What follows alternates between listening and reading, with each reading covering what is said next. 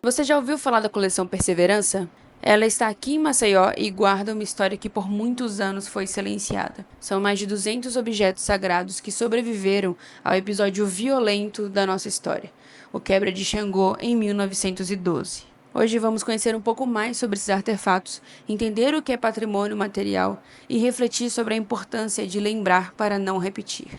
Então, afinal, o que é patrimônio material? O patrimônio material é tudo aquilo que a gente pode tocar: casas, documentos, objetos, roupas, esculturas. Mas não é só por serem antigos ou bonitos que eles são importantes. Esses bens contam histórias de luta, de fé, de vida. Eles mostram como nossos antepassados viveram, rezaram, dançaram e resistiram. Preservar um patrimônio material é preservar a cultura de um povo. É dizer, nós existimos e nossa história importa. E quando o patrimônio é afro-brasileiro, ele ganha um sentido ainda mais profundo, porque por muito tempo essa cultura foi perseguida e apagada.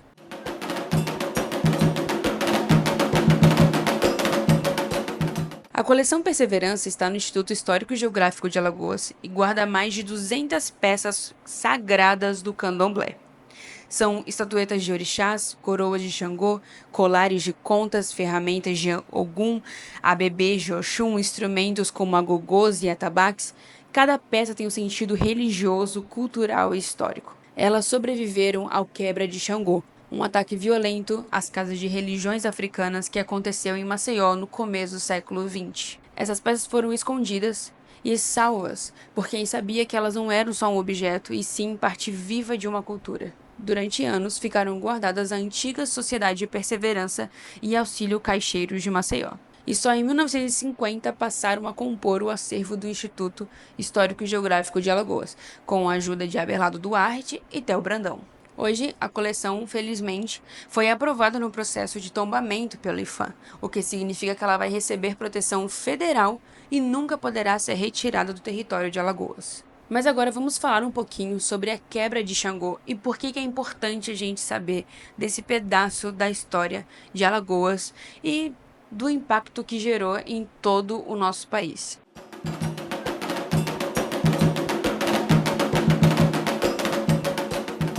No começo do século XX, Alagoas vivia uma forte disputa política.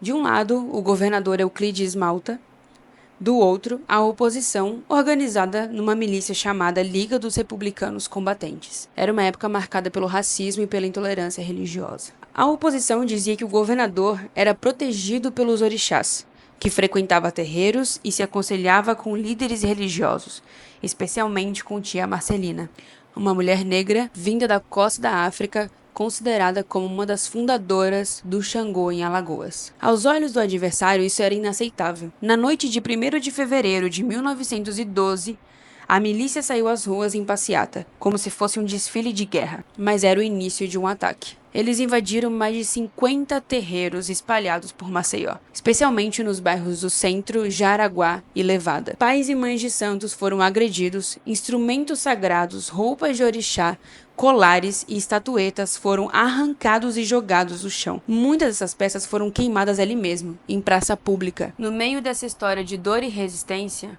uma mulher se destaca, a tia Marcelina, conhecida como a Negra da Costa. Ela veio da África, da região de onde hoje é o Benin, e trouxe consigo não só a língua e os costumes, mas também a fé nos orixás. Aqui em Maceió, ela fundou um dos primeiros terreiros de Xangô da cidade. Era respeitada e conhecida por muitos, até por políticos, e foi justamente por isso que na noite do quebra de Xangô, seu terreiro foi o primeiro a ser invadido. Tia Marcelina foi espancada, arrastada e humilhada. Levou um golpe de sabre na cabeça. E mesmo ensanguentada, ajoelhada no chão, ela clamava por Xangô, seu orixá. A violência contra ela foi um ataque a todas as mulheres negras, mães de santo e líderes espirituais que sustentavam a religiosidade afro-brasileira com coragem e dignidade. Depois daquela noite, tia Marcelina desapareceu da história oficial, mas sua força e memória seguem vivas em cada toque de tambor, em cada canto de orixá e em cada peça guardada na coleção Perseverança.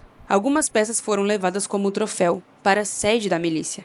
Outras, por sorte, foram escondidas e salvas por devotos, que sabiam o valor espiritual e histórico que tinham. Inclusive, Quando você visita o Instituto Histórico e Geográfico de Alagoas, você percebe que algumas peças estão parcialmente queimadas, porque o povo, quando viu aquilo, tentou com tudo tirar aquelas peças do meio do fogo e conseguiu salvar uma parte delas. Esse episódio ficou conhecido como o Quebra de Xangô, um momento em que a intolerância religiosa tentou apagar uma cultura inteira, mas não conseguiu. O resultado foi devastador. Muitos terreiros foram fechados. O candomblé foi empurrado para a clandestinidade. E durante décadas, falar em Xangô era motivo de medo. Mas o povo negro resistiu. Com silêncio, fé e coragem, manteram viva sua religiosidade. E hoje, mais de 100 anos depois, essa história está sendo recontada. A coleção Perseverança hoje ela é um símbolo. Ela mostra que mesmo quando tentam destruir a nossa história, ela resiste. Ela vive em cada peça, em cada memória, em cada canto que ainda ecoa nos terreiros. Conhecer essa história é um ato de respeito. E é também para que nunca mais se repita. Afinal, memória também é luta e lembrar também é uma forma de resistir.